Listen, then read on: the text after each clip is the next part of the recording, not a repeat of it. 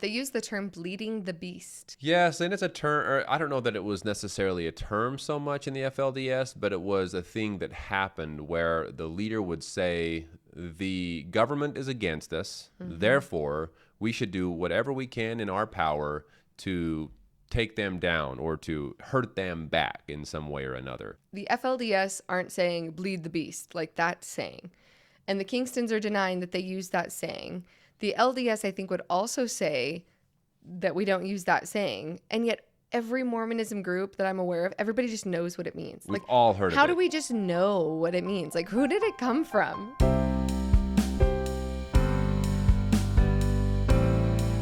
Welcome back, everyone. My name is Sam. And I'm Melissa. I grew up in the FLDS community. It is a polygamous group run by Warren Jeffs, and I moved out when I was 18 years old. I was raised LDS. Sam and I have been married for 9 years and have 2 awesome kiddos. Yes, we do.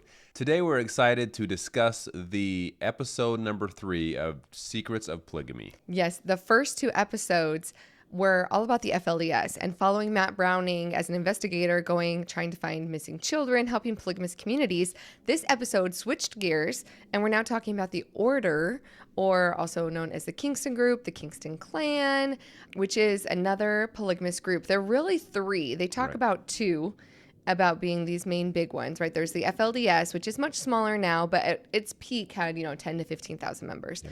You have the Kingston Group that has over 10,000 members right now. There's also the AUB, and that's like from the sister wives were part of the AUB. Those are kind of like the 3 main polygamous groups, I'd say, like in the United States that branch from Mormonism. Those are the main fundamentalist Mormon churches. Right. They are, at least for those that practice polygamy, because there are other fundamentalist Mormon groups that have broken off that no longer practice polygamy that are fairly large. But for those that practice polygamy, those are the 3 main ones. There's hundreds, though. Yeah, right? Of break-off groups. There's definitely groups, but these are the biggest groups for sure. Yes. So it was very interesting to get some inside perspective, and I mean some real inside perspective here when talking about the Kingston group, because they're they're very secretive, similar to the FLDS. They try to keep within their bubble. They keep their members from ever speaking out. But Matt got some great insight from people that recently moved out of the group and were very afraid to show even their faces when talking to the camera because they are in fear of what the Kingstons would do if they found out. Yeah, I would say the Kingstons hide in plain sight a lot more than the FLDS. So the FLDS community was like out on its own, right? And they can kind of just do whatever. Where the Kingstons, they are in the Salt Lake City Valley, right? I hear particularly in West Valley, but like in the western part of the valley, they call it West Valley in northern Utah, but they're hiding in plain sight. And, even when he went and talked with this one woman, she was saying that like before they went to kindergarten, so they did go to public school, they were just told before you go into kindergarten, you can't talk about who your dad is, you can't talk about this, you can't talk about that, don't tell them what church you go to. So very, very secretive, but kind of more hiding in plain sight. Their businesses do work with outsiders all the time. They make lots and lots of money. Their main things are keeping the bloodline pure, fraud. I mean, they have the fraud, abuse, child abuse, abuse of women, abuse of power. You have a lot of the same similarities through a lot of these groups, but they definitely are very big into running a lot of companies, which is similar to the FLDS as well. Yeah. I think that one of the reasons that they have to be so secretive, even beyond what I was used to growing up in the FLDS, is because they're so much more in plain sight. They're working with outsiders. They're going to school with outsiders. So a lot of the young kids didn't even know who their father was because they weren't living in one big family or one big house as a family like I did. So for me, it was very clear and obvious who all my siblings were, who my parents were, and all of that. So a little different in that aspect for sure. And I would say that is one thing that definitely makes the Kingstons stand out in general with polygamous communities. It's definitely always about the family, right?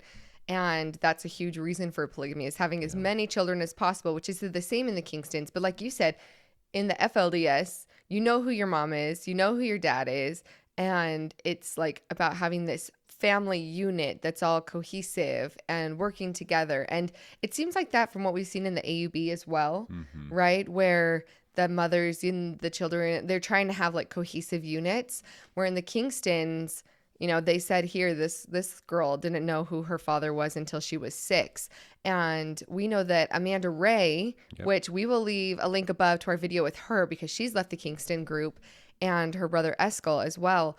But I remember Amanda saying she was like 6 or 8 years old too when she looked at her dad, who happens to be the prophet, who happens to be Paul. And she looked at him and was like, "Are you my dad?" And, like he answered her, but like she didn't know, and there was no way. And so it seems like almost this whole system of broken homes where there's all these single moms, and all the moms work away from the home too. Right. Which isn't what the family unit that you see within the rest of like Mormonism in general. Right. Well, and the FLDS did become more like that over time in more recent years with Warren Jeffs and him being Warren Jeffs and kind of just tearing apart the community. But as far as my experience in childhood, which wasn't that long ago, I mean, I'm getting up there, I guess, but it wasn't that long ago, where things were a lot different and there were happy families, or at least to what the best of my knowledge and what I experienced in my family, and everyone was in this cohesive one home kind of thing. So yeah, I'm kind of intrigued by all of this and the way that the Kingstons go about it, because I feel like we got so much information. We've talked with people that have come from the Kingston group, but I think we got a better overall picture of what it is they're doing and kind of what they stand for there. Yeah, well, anytime we have people's stories, like it's like Amanda's or Eskel's, like it's about their story, right? And every single person's story is so different in every single group. And even within the same group, there's going to be such a variation of stories, which is great to hear their experience. But like you said, I feel like this documentary gave us such a big overall picture of the Kingston group as a group. Rather than, even though they've had people share little pieces of their story, it was more about the Kingston group rather than a single person. Right. But some of the things that they talked about with the Kingston group in general, that they have $1 billion in assets. That's so much money. It's so much money. I mean, it's nowhere close to the LDS, but but for a group their size, I was going to say, considering that there are only 10,000 people, that's a lot. That's super, crazy. That there's about 10,000 followers, that they believe that they're the direct genetic descendants of Jesus Christ. Of and course. So that is, what do you mean by of course? Well, I feel like a lot of these small groups claim to be, the special people, the direct descendants, the chosen ones. You seem to hear that quite often. So when someone claims that, and even when I was watching it, I just thought, oh, naturally, they're going to think that they're the special ones, that are the direct descendants of Jesus Christ, and that they have to keep their special blood, and the bloodline and all that pure. So honestly, I was just like, oh, okay, here we go. Did the FLDS ever try to claim like bloodline or being descendants of anything? Not necessarily bloodline descendants, but just that they had special. Yes, that of course we were special. We were the chosen ones, and we belonged to specific tribes of Israel, and that we had the direct priesthood authority and everything passed down directly from Jesus Christ, and that we had all of the rights to the power of God on earth and that kind of thing. So yeah, and that was the same in the LDS too. Right. But I'd say the bloodline, not bloodlines, but like you could trace priesthood lineage back to Joseph Smith, who received it, from Jesus Christ's apostles themselves when they came down and administered that to him. So I feel like it wasn't as much bloodline as what it was priesthood line. Correct. Within the LDS. Yeah, and of course the FLDS being a lot smaller, right? And more kind of hidden away in their own little bubble. I almost feel like we were taught to believe we were even more special. Not to brag or anything, but even a little bit more special because we were this small, elite, chosen group. And so anyway, it definitely wasn't surprising to hear them say, we got to keep it within the bloodline. Not to mention the fact that another reason you may consider they would do this, especially from the leaders and those that are trying to keep everything illegal that they're doing a secret, would be that if you keep it within the family, it's a lot less likely that information gets leaked out, because you could have someone convert to the church that wasn't raised in it and be like, this is crazy. Step in and say, well, wait a minute, I'm not down for this. it's a lot easier to go along with it when you are raised with it your whole life. Well, and they even said that like the point of women having a baby every single year was to create more members of the church, that was its purpose. Like, again, getting away from this idea of like the family unit being the important part. It seemed like they straight up told these women, like, it wasn't the family. It wasn't having any type of relationship with the kid's father or anything like that. It was purely to pump out babies so they had more members of the church, which again is like an interesting way to go about it, because most of other Mormonism, it's centered around the family and being an eternal family unit in the next life. Right. Not this idea of purely population. Yeah, but, exactly. You know, they told him the bloodline was royalty, but then they also said too that which is similar to the FLDS, that the marriages were arranged. Of course, you know, and that's, I mean, not every one of these small polygamous groups, I mean, relatively small, are like that, but it wasn't surprising to me because it seems like the Kingstons took a similar path to as the FLDS did. And, you know, they come from similar origins as far as the beginnings of the church and polygamy and all of this stuff that comes along with the fundamentalisms of Mormonism. And so to get to that point where they felt that they needed to arrange and kind of, I don't know, it's kind of a power move, I feel like, where the leaders just want to have the control over their people. And the more control they have, the more submissive their followers will be. And also, the less likely they are to try to break out of the cycle when you don't feel like you have any power. Well, not only that, it always ends in underage marriages and like abuse. Like almost always. I feel like every time there's arranged marriages in these polygamous fundamental Mormonism, I know there's arranged marriages all over the world, but in fundamental Mormonism and in polygamy, in this case is just one more example of there's arranged marriages. There's incest because they're forced to marry, you know, the woman that was on. She married her first cousin / nephew because of the fact that her mother-in-law was also her aunt, right? So it's like super, super close, which I'm sure. Not to mention her age. Yeah. And then her age, exactly. She was prepped at 13. At 13, the prophet said, you need to be getting ready to be married and start having babies. And she was only 15 years old, and her cousin was 23 when they got married and had an arranged marriage. And she was told, and 3 days later they were married. By the time she was 17, she's pregnant with the first baby. She only, you know, she's like, I went to 9th grade and then I stopped going to school.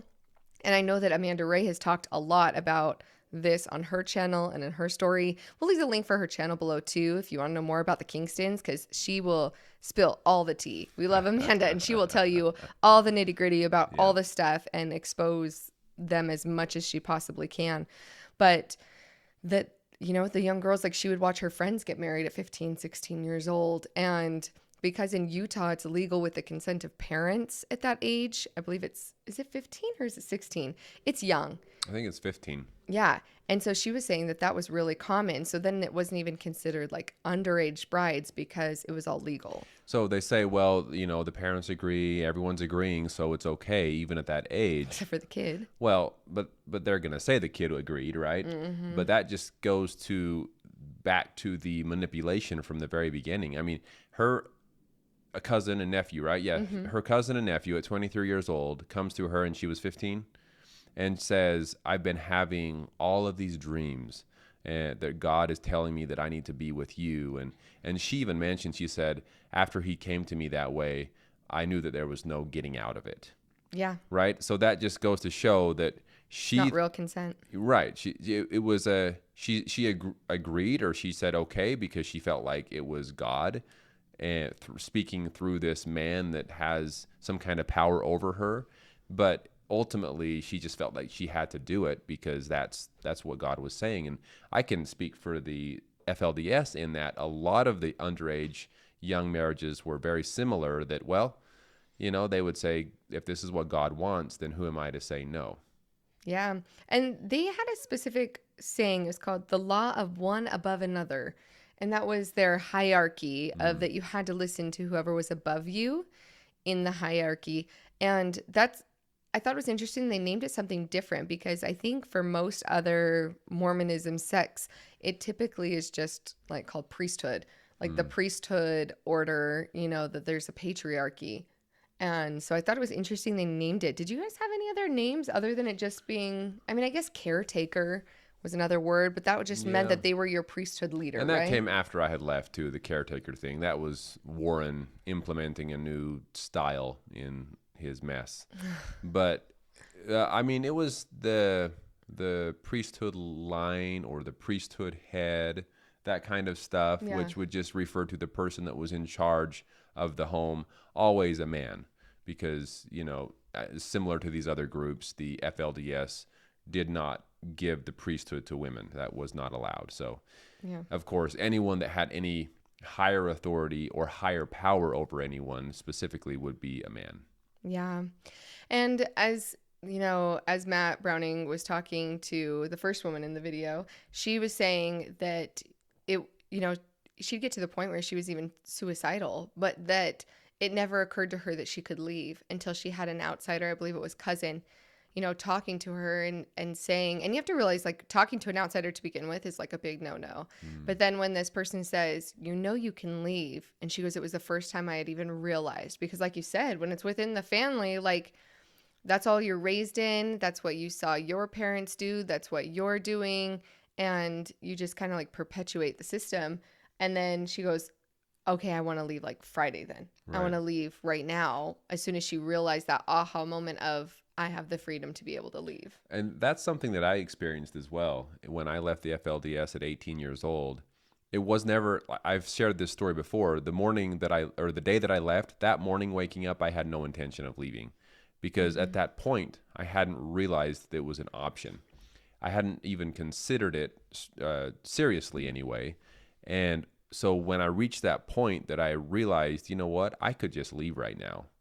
And yes, I was afraid, very, very afraid, not only that I would be hurting my family or that someone might come after me or that God would smite me somehow, but so I had these reasons to be afraid. But when I realized I could, it was the same evening, that same night that I decided to. Yeah, and she had the same repercussions from family as well. That's similar to the FLDS. She said her mother said she'd rather have had her daughter die than leave the order. And she had sisters who say, you're not a sister to me anymore. Definitely the same type of shunning and the same type of not wanting to talk with outsiders seemed to be similar between the order and the FLDS. Right. Yes. Very similar. And there's a lot of connections with the different leaders in that. I remember growing up in the FLDS church hearing about the Kingstons, but I never knew much about them other than that they just were another polygamous group that didn't have the truth and that were doing it all wrong. And I remember Amanda Ray asked me if I had heard much about them because she was sharing some stories that she had heard or she was taught about the FLDS. And I felt kind of bad because honestly, we just weren't taught much about other polygamous groups. Yeah. And they don't have the truth. Ignore them. Yeah, we didn't really. I mean, maybe the leaders of the FLDS cared more, but as far as what was being taught, we just kind of ignored them. Yeah. So that was about as much as I knew about the Kingstons. Yeah, and luckily this woman did get out. She was able to take her 2 daughters. She actually, her husband served prison time because she was like, I didn't want there to be any chance of my daughters having to be sent back to their father. So she actually prosecuted him for incest and statutory rape. And so, and he served some prison time there.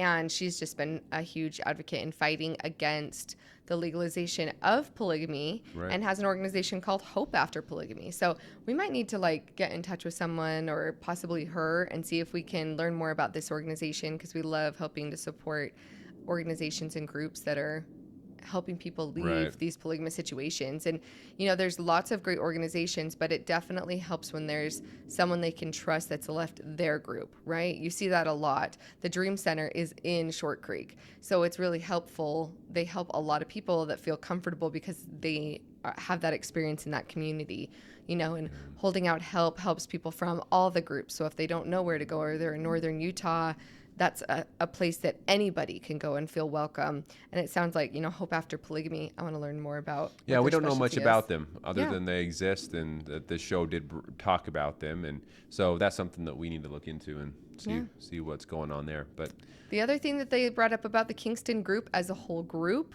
was bleeding the beast, committing fraud. And this one was really interesting because, man, when you get to like somewhere like $1 billion and the amount of money that they have for such a small group, they talked about the Century Office, which is their centralized bank. And Amanda Ray has told us about this before, but basically, and they mentioned it in the documentary a little bit, but just so everyone's like even has a clearer understanding, they believe in the law of consecration, which is what the FLDS took to an extreme later on after Sam left, right? This idea of giving, but that's an early Mormonism fundamental. They tried it in Joseph Smith's time. It failed. All these smaller groups still try because they're going back to the fundamentals, and they all fail too. But they actually have like everybody's paychecks go to this one bank, to the church-owned bank, and they forcibly take out the tithing. Right. And then you're left with the rest in a bank account for like what you need. Yeah, and I agree that it isn't the system that works, but the Kingstons have been doing it for a long time.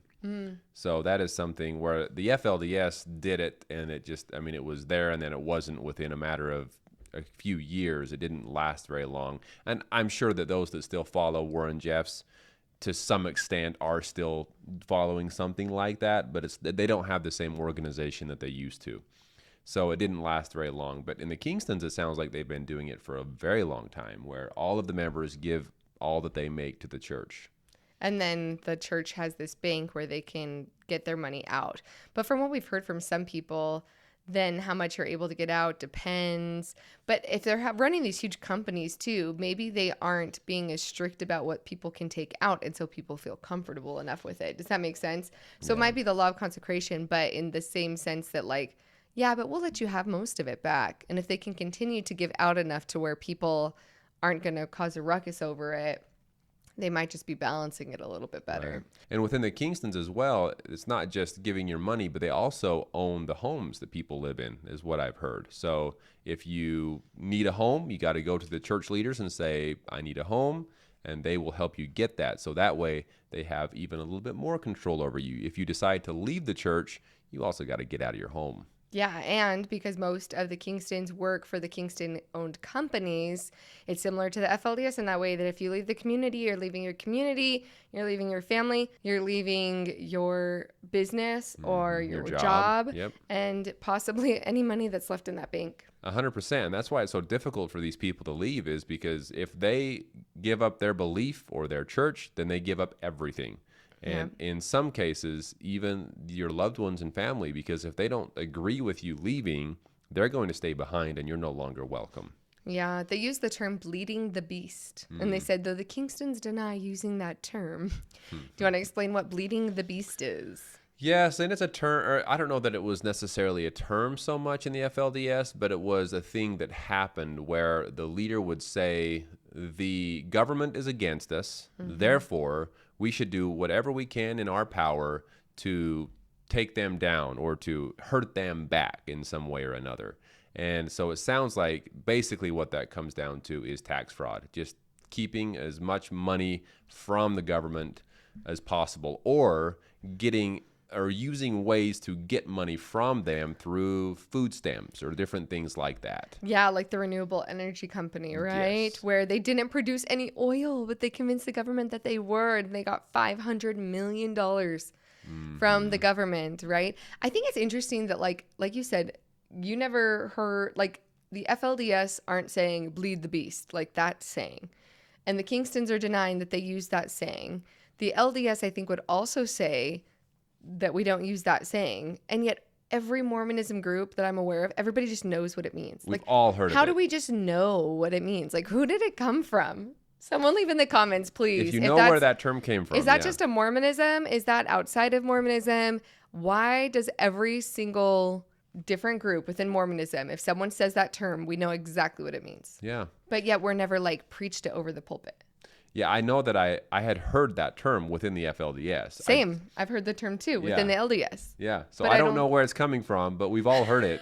So someone's out there trying to, bleed the beast but denying that that's what we're calling it. Yeah, it's just interesting. I wonder that cultural. It's always interesting to see where like religion and culture mix, like how much of it is culture and how much is doctrine, right?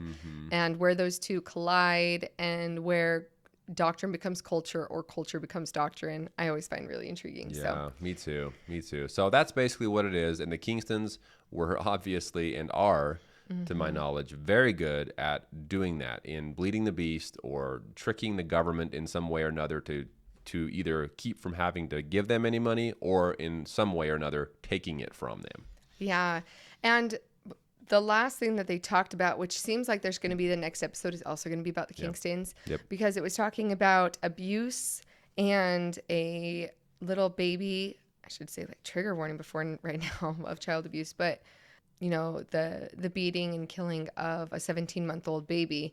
And it looks like that's what the next episode is going to be about, because they kind of left it just telling the story of that with this source.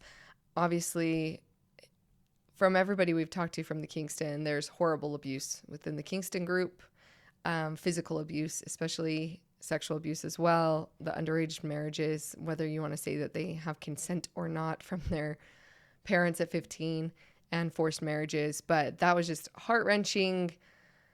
Oh, so hard to hear things like this, and just it just gets so frustrating every single time we talk about one of these groups. It ends up with the same things: the abuse of power, abuse of women, abuse of children, physical abuse, sexual abuse, and it tends to end up with underage brides. Like, it's crazy to me. Yeah, my mind has been opened in some way or another when it comes to the abuses that are happening, because at first when people would tell me about these physical abuses, the mental abuse, I understand that. That's very common within high demand religious groups. But the physical abuse, at first when people would tell me about it, even when they talked about it in the other groups like the Kingstons or of course the FLDS, I would always doubt that source. I would always wonder if it was actually true because I was basing it on my experience. And I said, well, I came from the FLDS church and I don't remember any physical abuse. It seemed like that wasn't allowed and that wasn't a part of our culture. But I'm starting to realize as time goes on and have talked to so many more people that I was lucky, that I was in a good family, and that the physical abuses definitely happened. And I think it came from these men in charge feeling that they had ultimate power over those under them. But I don't understand how, I don't care if you are in charge, how you could hurt a child. Yeah. No one that hurts children should be allowed to walk the streets. I don't know. It's just very frustrating. Yes, and there's obviously such a huge amount of fear from the time that they're kids that, you know, the physical abuse, the mental abuse, all these other abuses are creating such fear in them that the sources that Matt was going and talking to were not willing to show their faces, and they wanted their voices distorted. And that's how much fear or how much knowledge they might have of what their leaders are willing to do to people who speak out against them. Yeah, it's frightening. It's frightening to think. And I know we've talked to other people that have left these groups that were afraid, and that even when they chose to leave, that they felt that they had to almost sneak out and escape, right? But it's a real thing. And I mean, I'm thankful to say that I didn't experience that. And I know a lot of people that didn't have to run away. But I do know of stories and circumstances where that type of thing did happen, and where people were very much physically abused and some put to death because of their, I guess, coming out against the church that they belong to. Yeah. And I know there was one time when we were in a place with a lot of people who had left the Kingston group and had spoken out against the Kingstons, and there was security. Yeah. And that was kind of intense to feel like, okay, like if you're in the same room with these people fighting against the Kingstons, actually have to be worried about their security. And even at that moment in time, at that meeting, there was, you know, someone did try to come and interrupt the meeting. And so the security was actually needed. And there's that moment of like, oh my gosh, like there's people who are actually willing to go to any lengths to be able to not be exposed. Right. And it's frightening too for those leaving the Kingston group, because they know firsthand that they have people, spies, if you want to call them that, within government agencies.